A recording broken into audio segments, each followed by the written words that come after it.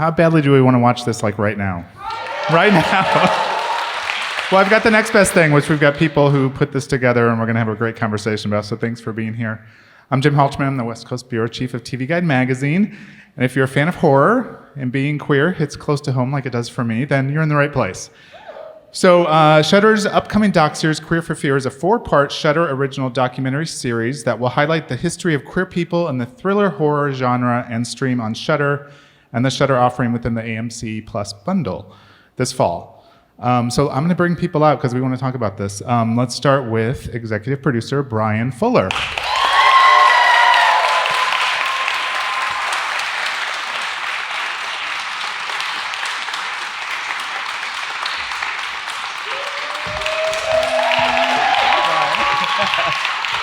Also an executive producer, Steakhouse.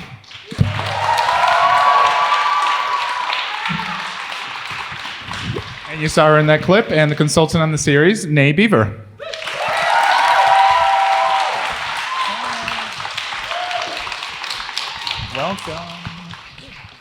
Welcome, everybody. All right, well, Bryan, I guess the first question is going to go to you. Just how did this get started? I feel like in some ways this is overdue. Like it's been a long time since we've seen a lot of these clips and talked about this, but I love the series is here. Can you talk about it? Well, it really started with Shudder producing horror noir. Has everybody seen horror noir? If you haven't, seek it out. It's a fantastic documentary about the history of Black people in horror films, but kind of a bigger look at exploitation genres being the only place that Black people could get work in the film industry. And it's fantastic, it's educational, it's entertaining. So see horror noir. And because of horror noir, Shudder wanted to service the queer community in the same way that they were servicing the Black community with horror noir. And where do you start? Do you just start with your own favorites and things that you personally like, and then just dig into the history and all of that? It's pretty sprawling, honestly, and that's our issue with the whole project was how do we squeeze it all in, and how many episodes can we get, and could we get more episodes? And it really does kind of come from the interviews, like what we get good interviews on and what people are talking about. That sort of informs what kind of direction the series goes. And Steak, when did you come into the project? I came in a year ago, January. I think I started talking to you in the fall of that year. And Shudder was in the process of kind of ramping up to be a 4-part docuseries, and they needed someone to help kind of make sure it's all actually happening, the work. I'm the physical producer, make it happen guy. So that's when I came in. We have an old friend in common, and she referred me, Eileen, and thank you, Eileen. And talk about getting the people to come in and talk about this. Was it just kind of like you had specific questions you wanted to ask them, or was it more just let them talk about it? Because I feel like once the conversation gets going, we all have things we want to talk about, and everybody brings their own perspectives. But how did you even do those interviews?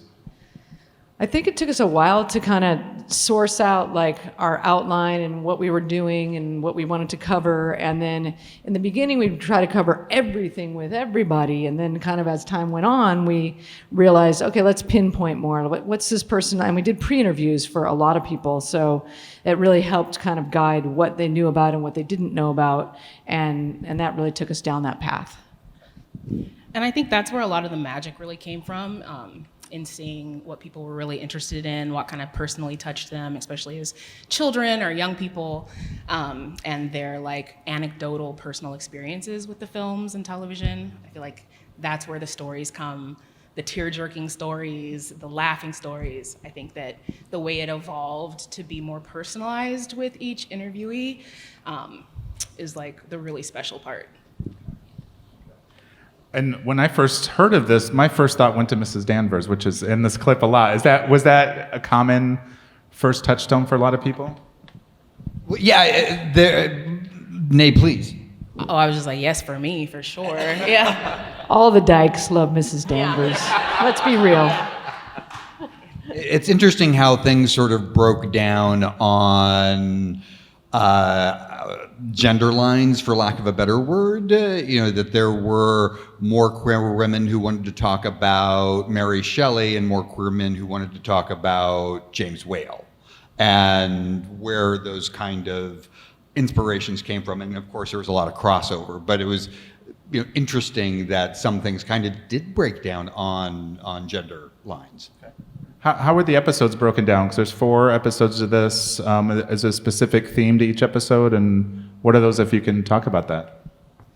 Right now it's 4 episodes, and we're finding, honestly, every time we're in editing, it's about finding the things that speak to each other. So we had, for instance, in episode 2, we had lesbian vampires and lesbian ghosts and hagsploitation and women in prison, but we also had transformation genres and atomic monsters. And when you get into the editing of the stories, you start to figure out, okay, we need to have a whole episode about dangerous women, as opposed to like peppering it through. And it's continuing to evolve. Like every time we're in the edit room, it's like, maybe this goes over there and that one goes over here. Well, just from looking at the clip, or the sizzle, whatever we're calling it, there's such an array of people you have. I mean, you have Anthony Perkins, it's his son, right? Mm-hmm. Which is amazing. Like, I love that you got him. But talk about just wanting to have that mix of just a lot of different perspectives and not the same kind of people. I think it was important to us to really make sure we had a diverse representation, and especially with a lot of the horror stuff in the beginning, it's all made by like white dude, white dude, white dude. So we really wanted to make sure that we were covering it from a different perspective. And so we wanted to make sure to represent non-binary, trans, queer, people of color, everything you could think of. And I think the also the genre is so sprawling, and that's kind of what it made it so hard to kind of pin it down, because there's just so many different choices. Whereas with something like horror noir, you were doing kind of one topic. And for us, we're, still on that adventure. So soon we'll have more. I want to ask you each of your own personal first touchstones with this subject when you were a kid, or whenever you were watching something. Because I remember watching Psycho when I was probably like 7 or 8 years old. And I remember there was something about the fact that Norman was dressing up as his mother that fascinated me, and I didn't understand it at that point. But that to me is like the first time I kind of really noticed that. Do you each have one of those, like your early one that you want to talk about? Nay, you want to start? Yeah, I mean, I know we've already talked about Mrs. Danvers, but I think as a young person, and I was a really big Hitchcock fan because I could get the movies for free from the library, and they were old enough that my mom wouldn't question me about like what they were. She's like, oh, it's old, so the content is appropriate. I think it's like a really special thing when you think back to maybe a character or a movie that you're really into as a kid, and then you're older and you're like, oh, that is really gay. Like, that is so very gay. And it's so validating, I think, for myself as someone who came out like in my 20s and not like as a child, to be like, oh, I've felt so embarrassed, like I was being fake, but like actually as much as I could, I was being as genuine as I felt safe to be. And so I think Alfred Hitchcock really, because of how many queer people inspired his work, how many queer people were writing the movies and starring in the movies, I don't know that I knew that what was drawing me to it, but certainly now I do, which is like the most fun, beautiful feeling to have. Yeah. Steak? Mine's a little older. It's it's actually newer than that, but I don't know. Whatever. It's HR Puffin stuff is really what kind of brought me into the whole thing. It just felt like this kid went into a magic world, and he had a super gay flute, and then there were just freaks and weirdos all over the place, and I was like, what is this show? I don't know what's going on here. And as a kid, I didn't really understand as much as I do now. But now you're just like, this is the show for like happy place for all weirdos and freaks. And so I found that super great. And then as I got older, for me, John Waters, I feel like makes horror for the mainstream, right? That's like, he just tried to push every boundary, and that's what I love, pushing boundaries. So for me, that's what I really related to sort of just like, let me see what I can do and to deconstruct everything social that you know. And I think, now we're getting into like Yellow Jackets and Killing Eve, which, where women actually get to be the lead of, tearing society apart. And it makes me happy. Brian? As far as like specific, like if we're going back to kind of proto origin stories, I have to say the monster cereals. And the commercials for the monster cereals always had Count Chocula and Frankenberry clutching each other and sleeping in the same bedroom together. And I thought they were it's not that I wanted them to have sex as much as I was happy that they had intimacy together. So that was kind of foundational for my horror experience. Well, and these stories and these characters, they do reflect what's going on in society a lot of times. Can you talk about that a little bit? And is that a part of the series, like talking about what these things mean to the society, either then or now? Well, I think for all of us, the more that we kind of dug into the subject matter, and we're excited to share it with anybody. If you're here, you're curious. We all learned so much. Starting this project, I didn't know that Bram Stoker was queer. I didn't know that Mary Shelley was queer. And so there were a lot of things where I remember specifically as a kid reading Dracula and, Googling via microfiche, who is this guy and why is he writing about things that make me tingle? And seeing that he's, married with kids, and then you have somebody like David Scull who wrote this fantastic book, In the Blood, and you learn that Bram Stoker married Oscar Wilde's beard after Oscar Wilde was imprisoned for homosexual dalliances, and also wrote all of these thirsty letters to Walt Whitman about, paraphrasing, but I lock my door and I masturbate to your same-sex poetry, and this is my Grindr ad for what I look like, and if you would like that sort of thing, we should meet. So all of that brought a new understanding to kind of looking at queer people in the time in which they were telling their stories and taking all of the restrictions of those times and pulling them away and seeing a truer representation of these queer artists. Okay.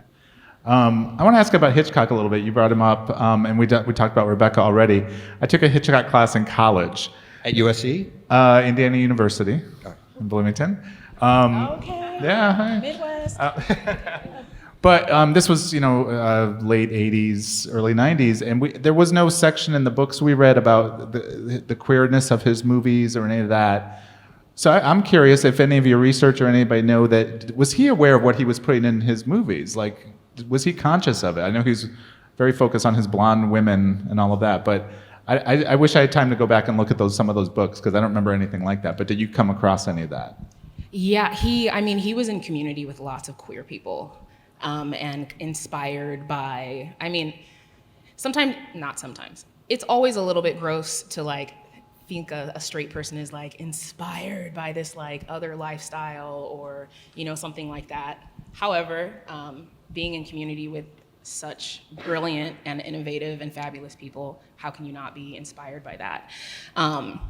And you asked me something else, and it left. It was really just how aware was Hitchcock of what he was doing? He was definitely aware, and if I can talk about something Oz Perkins said in his interview, he was just like, Hitchcock was way too impish to not know what he was doing. And I was like, that's really interesting. I never thought about it like that. What did surprise you in the interviews? Do you have any specific things you can talk about without spoiling the series, but just things that people did bring up that either you had never heard of before or just a different perspective? Anything come to mind with any of your interview subjects? There's so many emotional stories. Oz Perkins' interview was actually fantastic because we reached out to him initially because his dad died very publicly, and then his mother died very publicly, and we didn't want to do a show that was like, hey, your dad died of AIDS, and bring more sort of trauma to the family. And I called him and I was like, we're doing this documentary. We can just put his picture along with a bunch of others. We don't have to say he died of AIDS. We don't have to say that he was gay. We can play it suggestively if it's going to be traumatizing for the family. We don't, like, it isn't a gotcha kind of documentary. And he said, if you want to tell the truth about my dad, you have my permission. And it became this therapy session of what it was like to grow up in a house where you're being gaslit by your parents and knowing what the true story is. And it was really, really intimate. And he's never given that interview before to anybody. And he agreed to talk to us about it. So it felt very special. And there were elements of that interview. There were several interviews where it's fascinating because you don't want to see a person upset, but you're like, this is good. This is good for the audience to see, and we've got something golden here. And it was definitely, we all had that feeling with Oz's interview because it just felt like we were peeking behind the curtain in a way that people just hadn't had access to before. Steak?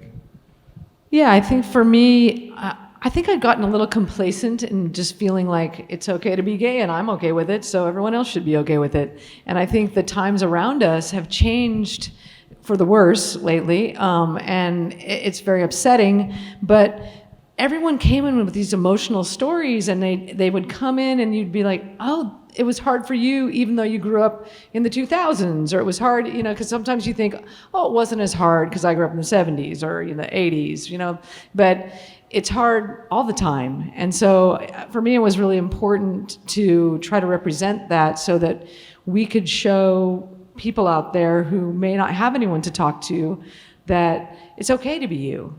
And, there's a big freak family out here for you, and, come and find it. And I think just how touching everyone's stories were, just how horror was so important to people, and how intertwined it is with the queer community, and how, our rights have gone up and down, and how it was super queer before the Hays Code, and then it kind of got much more coded queer during the Hays Code, and then we didn't recover for a super long time. It took us all the way till, I don't know, now, honestly, to really recover from some of that. And just, I don't know how much queerness there was in the mix for me. May? Yeah, I mean, there were so many really, really touching and personal interviews, and I was constantly amazed by people's willingness to be so very vulnerable in like a room with lights on them, and like crew members, they don't know their names, and like, people asking them questions and asking them for their opinions, and them not just kind of regurgitating these really boring or basic stories, but them telling stories about coming out to their parents and how their parents acted, or like someone being like, you know what, I watched Heavenly Creatures and then I left my man. Like, and it's like, oh my God, this is amazing. And I don't know why I didn't expect our community to like just bring it and like be themselves. But there's some kind of cord that pulls through all of it where, you're living a life where you constantly have to carve out something more acceptable for you, where you constantly have to like rethink and innovate, like how does that apply to me as someone who was never thought of while all of these rules were made, or someone who was thought of when these rules were made so that I couldn't be myself. And to watch people openly and vulnerably talk about, the shame and embarrassment they felt, the real life danger and life-threatening stuff that they went through to be who they are.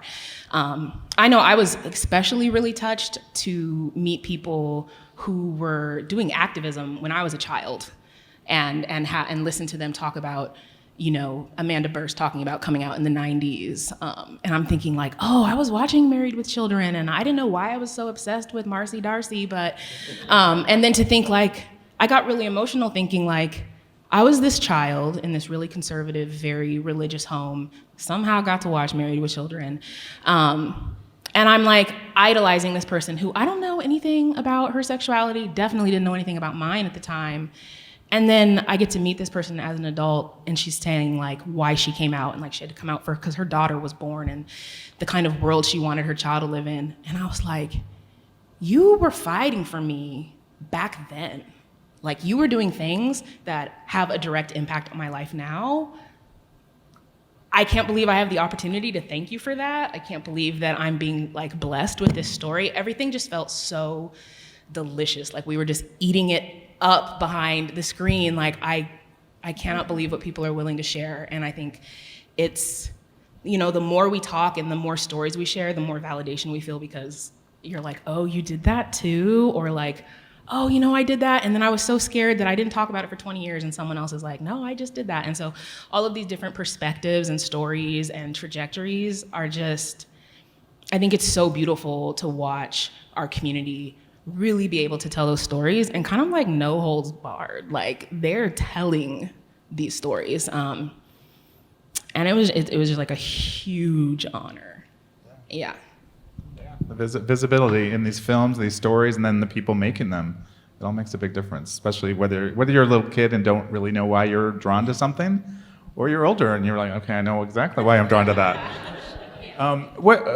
Talk about now, you know, now we see queer characters in horror films and on television, and it's a very normal thing. It's just something that's there. But do you know when did that change? Did it just change with the times? When we were seeing more gay characters on television and film, or does that come up in the show at all? Yeah, we kind of have this thesis about how horror was really fun in the 90s, and we had Kevin Williamson doing his thing with I Know What You Did Last Summer and Scream and The Faculty, and then as we got into the aughts, horror became a lot of no fun for you know.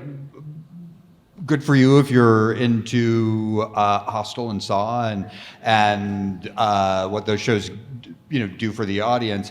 But a lot of us who were horror fans from the get-go felt disenfranchised by a distinctively horror bro take on the genre that felt alienating. And that was something that kept on coming up for all of our interviewees, where they're like, I was really into horror except for this period. And then I disengaged, and now I came back with Jennifer's Body because it started to invite me back in again. So those kind of movements in the genre were really interesting. And is that a product of September 11th attacks, or is that just what the general direction of misogyny and cinema is flowing? And so we kind of put both of those things up and say, well, which is it for you? Because both are true. Well, let's talk about television a little bit, because there's a lot of television in the clip, in the sizzle. But when did you start seeing that? Or what are some examples? Early television with horror, and even more contemporary, like I love that Willow's in there from Buffy, because that's just has to be. But there must be other older ones than that. Can you talk about some of those that you came across and are in there? I mean, I think we have a section on what we call gateway horror. So kiddie horror may be something that isn't as terrifying as Hostel, which I like the torture porn of the aughts, but like that's just me. She just told us that now. On stage, she was like, I hate these movies, they're horrible. Yeah, I was like, I only got here because I said I hate them, and then I dropped the bomb. But certainly, I mean, like things like The Addams Family or The Munsters or, Beetlejuice, things that were like slightly, not as gory, and like your parents would probably be like, yeah, you can watch that. That like really got people's appetites wet for more. Yeah. Anyone else? Well, I think, with Buffy and True Blood, you started to get queer characters, but they still, they're not allowed to kiss for the whole show. Or they're not, so I think even now we're still struggling to have, there's not very many shows where there's a queer lead in a horror show or otherwise. There's Handmaid's Tale. Okay, that's not very nice. It's a great show, but bummer if you're a homo. And then, you have Killing Eve, where she's a psychotic killer, but it's still pretty fun. And then, in between, there's been other shows, but we're still struggling with representation. And I know, even for you as a maker, it was a long road to get queer characters into your shows, and you're still working on that. Yeah, it's definitely easier now, but it is something where, there are so many different kinds of queer people that it's going to be hard for us to see all of us represented, and I think that's why we need queer storytellers, and hopefully we have some queer storytellers out in the audience who are going to be bringing their own visions to the genre. And we need more of that, because that's the thing that we found over the course of making the show, is that just how many different kinds of queer people there are and what the interests of those queer communities are. We talked to a lot of people from the kink and BDSM community, and that was fascinating, because there's unique perspectives on the Hellraiser films and what those do as sort of broadening the pop culture sensibility when it comes to different ways to express yourself sexually. Well, I remember I was telling somebody else this story that, Brian, when you and I used to talk about Hannibal, I was doing LGBT press at the time, and I would always ask, when are they going to kiss? Because it was there. It was Season 4. There. Yeah. But I love those conversations, because you explain how it was about intimacy and it wasn't about sex. But even that was such a unique perspective that we hadn't seen on television before. Two men getting incredibly close to each other. Well, and that really responded for a lot of people in the ace community, because there was true, deep, intimate love, but they hadn't, had sex. So, and that's something that, in talking to people who are horror fans on the queer spectrum, there are people that don't express themselves sexually, and that's not part of their vocabulary. And so something like Will and Hannibal gives them a pathway to a great intimate bond with another person that doesn't have all of the things that are so loaded for them regarding sexual intimacy. But it definitely felt like it was on a trajectory toward more physical expression. We're going to get... Oh, do you have something? Do you think that... I'm like, a question for Brian. Go, Nay. Do you think that there's this convergence? Well, one, I'm like, we have so many elders who did not make it, right? Our community... I'm like, I don't know what kind of art and creatorship would happen if, there hadn't been an AIDS crisis or, a genocide. But do you think that, we needed, real talk, did we just need people with actual power to make those things? Is it easier because you're yeah, I'm Bryan Fuller? Do you think that, maybe initially, that was a huge fight, but do you think, you and Don Mancini and Kevin and, having that kind of community of creators who have created really popular things helps other people get into the door? Yes. I think it's great for our community that Chucky was such a huge hit and is so clearly about queer representation, and the Child's Play series, more than just about any other horror franchises, really embrace queer sensibilities. And that was one of the things that I love about Don Mancini as a storyteller, is that he was kind of fearless with Seed of Chucky, because on paper, if you're saying you're going to tell a trans narrative about a genderless doll in the context of this horror franchise, it's shocking that nobody stopped him. And he just kept going with it. And I think he was like, well, this is the story that I see. And I talked to Don about this, and he wasn't like, I didn't have an agenda. I just thought this was the natural evolution of the story and these characters. And I think because Chucky is a young adult queer themed show, it's going to open the door for a lot of other queer themed shows that are young adult. Good question, Nate. We're going to get to questions from you guys in just a second. I want to know, it's kind of a basic question, but what do you hope people take from this show, from watching the 4 episodes? Brian, or stay? Go ahead. I hope that they get some queer history and some belongingness, and that they're entertained along that path. I hope people feel validated in their own feelings and life stories. I also hope that people feel rowdy from it and they feel like empowered to speak about their experience and other people's experience. And they're like starting arguments at the holiday table. They're like, actually, Vincent Price, what, you know what I mean? Like, I'm like, that I kind of like, I love, you know, speaking of Handmaid's Tale, I feel like there's this part in Handmaid's Tale where you watch one person make a statement and it kind of, one marginalized person make a statement and it kind of reverberate through other people like, oh, you said that out loud? Okay. And I think there's a lot of moments when I'm watching or going through our episodes and I'm like, like, we said that, like, yeah, we really said that. And I think that's just, I want people to feel what I feel, because it almost feels invincible. And obviously, like, we know that, like, we're not invincible, but to walk away with like the queer history that you're mentioning and this kind of like foundation for like, this isn't new and there are people I can talk to about it, and just feeling really empowered to tell their stories, to innovate, you know, the way that they are envisioning, and that they feel, I don't know, like badass, like they feel strong and supported and yeah, like rowdy.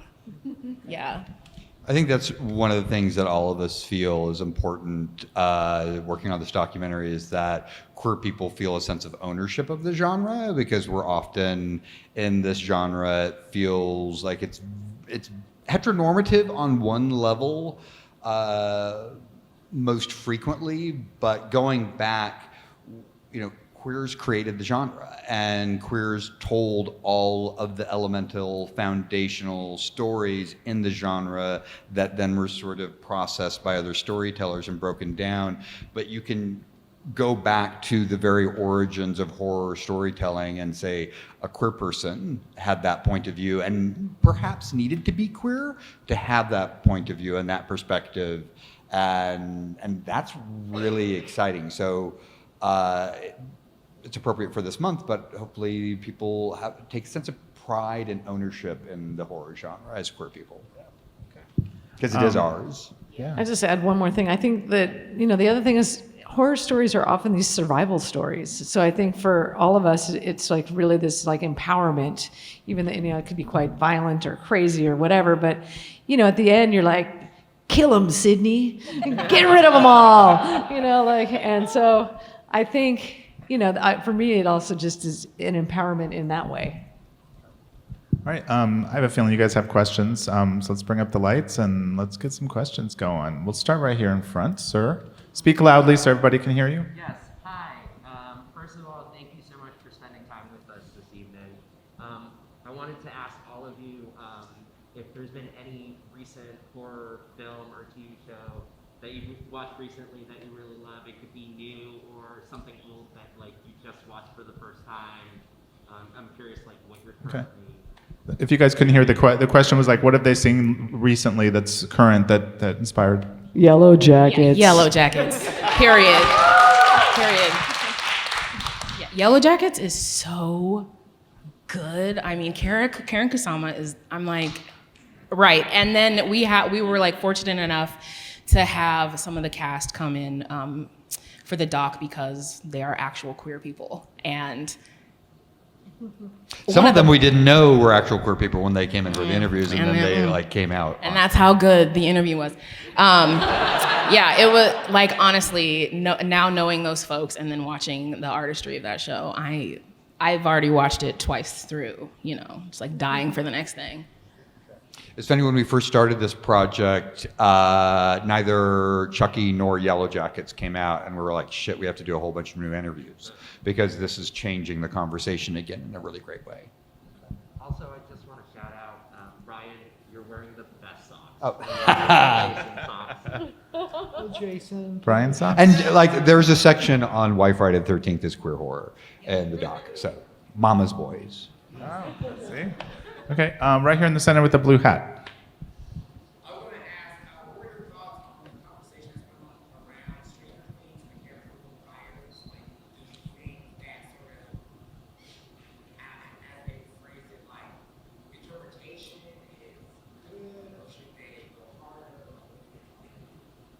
So does anybody have an opinion with Stranger Things? So the question is, Will, one of the characters on Stranger Things, they're kind of,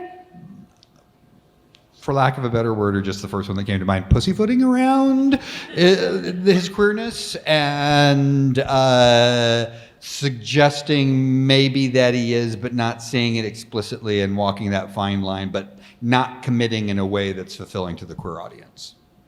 It's time to commit. Enough of the pussyfooting around. All right, sir, right here. Yeah, so I know you touched base about it earlier. What genre of horror are y'all like not? In terms of not liking? Yeah, like I'm not gonna touch that. For me, the torture porn, although I did like Hostel 2 better than Hostel 1. Mainly just because, the protagonist wins and, dog eats a dick and, there's a lot of like comedy to be had from it. But the torture porn for me was something that felt like it wasn't as much fun as I was previously having in horror films, watching somebody engage with a killer. And I think a lot of that had to do with just limiting what the victim could do. If they're tied to a chair and you're chopping them to pieces, they don't really have an arc. But if it's Jenny Field in Friday the 13th Part 2, you get a steady cam and you follow her through the forest and you're having a ball. And it's an innovative chase sequence. So I think for me, part of it was the restrictions put upon the victims that didn't allow them to have a character story. They were just victims, was part of the limitation in my taste. And for me, I don't like it if it's too real, that I'm just gonna have a nightmare. So I'm kind of the, I don't know, I like a little fantasy in there, a little comedy, something a little more fun, or just, it can be weird. It just has to be not just like murder show.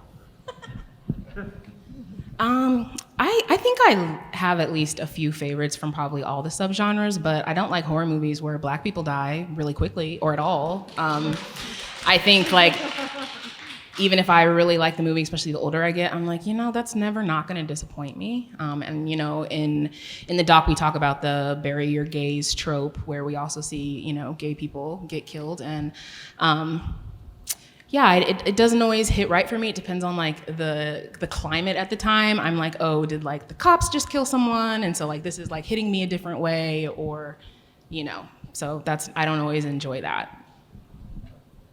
Anybody in the back? I don't want to miss the people. Anyone up there? Okay, you're there. Go ahead, sir. Yeah. Now, you guys on the flip, you went back through the decades quite a long time, and I wondered if there was, for you guys, any decade or period of time of those movies or TV shows that really resonated with you, and if so, did it then connect to a time of period in American or my culture that was connected to that? Well, there's it's interesting, and I believe this is in episode 2 now, but talking about some of the transformation stories and the popularization of Jungian and Freudian psychologies.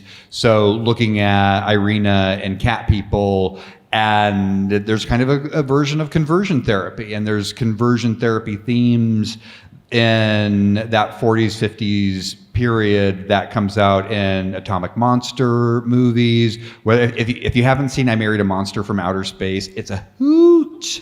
It's a hoot. It's fascinating to see how the eras inform everything, and also the restrictions of certain codes, because then people had to get really creative. And as Kim Peirce says about The Bride of Frankenstein, that character was revolutionary, and the reason that James Whale was able to do all of this kind of active feminist theory with the Bride of Frankenstein's character is that she was a monster, so she wasn't, it wasn't real. And therefore he got away with creating a feminist icon. I don't know, does that answer the question? Anyone else, like a decade that kind of impacted you or reflected the times?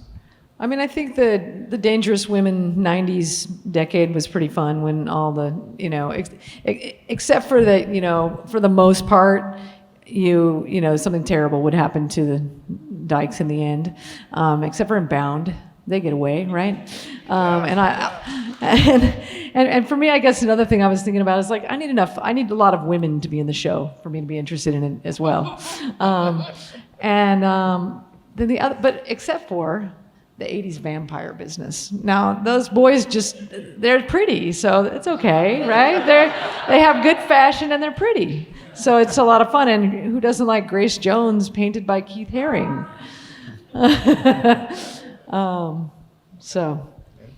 I'm like, I don't want to mention this again with the aughts, but like, I remember watching Martyrs and feeling, if you've grown up in a way where people are always like, what I'm saying to you isn't wrong, and the way you're feeling from how I'm treating you is actually wrong, and there being some very real like abuse and violence happening in your life, I feel like watching something so brutal, I was like, that is unnecessary brutality, and you cannot tell me that that wasn't an appropriate response to years of torture and like rape. You know what I mean? And I feel like I love to watch a story like that unfold and kind of like imagine my own story alongside of it, and not that like I'm busting in someone's house like my previous abusers and like blowing away them and their family.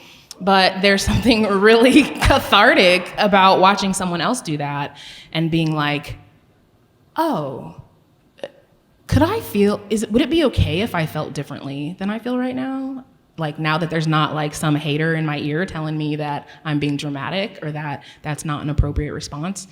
And I feel like sometimes those really brutal scenes, especially when women are like murdering people, I'm like, yeah, let's do more of that.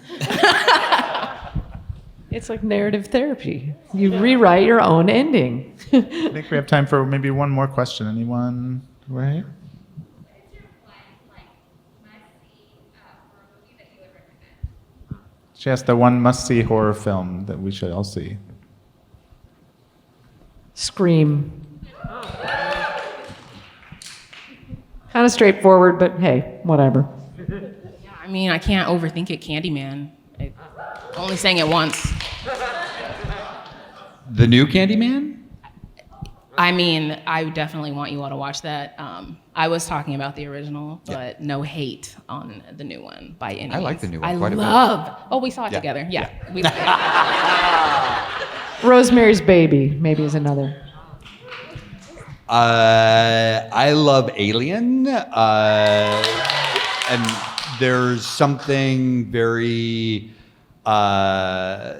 trans femme about Ripley as a character written as a man, and then they didn't change any of the dialogue and just cast a woman, and she was the smartest person on the ship. And also, it was the first movie that I understood production design and the importance of production design and the psychology of production design, because you have a giant penis-headed monster who's trying to destroy a family unit, and the mother's like, I'll pick the cock over my kids. So there's a lot of layers to it that I love. Well said. You guys, we're out of time. Queer for Fear will air this fall on Shudder and AMC+. Everybody, thank you for being here. Thanks to everybody here. Thank you for coming out. Thanks for coming out.